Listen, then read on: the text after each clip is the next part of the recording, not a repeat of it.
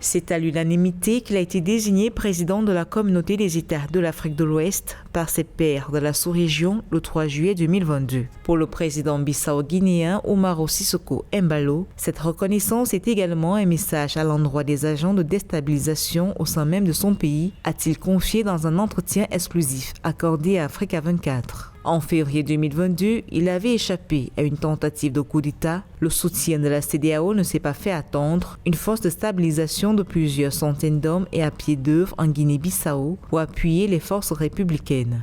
J'ai les forces de la CEDEAO ici, 600 quelques personnes. C'est une force de stabilisation. Et moi-même, j'ai renforcé ma sécurité. Parce que, qu'est-ce qui s'est passé? C'est certains éléments de l'armée, qu'ils ont en prison d'ailleurs, qui étaient connus. Parce que tous les coups d'État, c'est le même visage. C'est le même visage. Je pense qu'on n'était pas assez prudent. On peut prendre les mesures sérieuses qu'on a prises aujourd'hui par rapport à ces éléments. Donc, on est en train de travailler pour montrer que ce n'est pas la peine. Aujourd'hui, Guinée-Bissau n'a pas besoin de notre coup d'État. Le président Embalo insiste sur la nécessité de redresser la Guinée-Bissau qui, aujourd'hui plus que jamais, est sous le feu des projecteurs. Depuis son accession à l'indépendance en 1973, ce pays lusophone prend pour la première fois la tête de la CEDEAO. À ces défis internes s'ajoute également sa responsabilité de leader vis-à-vis de ses voisins de la sous-région.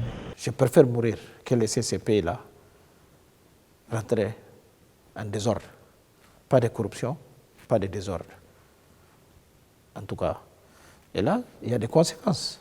Parce que quand il y a des désordres et quelque chose, que les narcotrafiquants aussi en profitent quand l'État est fragile. Mais là, aujourd'hui, nous sommes relevés, nous sommes debout en tant qu'État pour repositionner la Guinée-Bissau dans la concert des nations. Après des décennies marquées par l'instabilité politique, la Guinée-Bissau doit convaincre. Dans cette perspective, le président a instruit au nouveau gouvernement installé en juin 2022 d'organiser des élections législatives anticipées le 18 décembre 2022, étape nécessaire pour combler le vide législatif que connaît le pays après la dissolution du Parlement. Outre cette mission, le nouveau gouvernement est également attendu sur le chantier de la lutte contre la corruption, gage d'une meilleure gestion économique.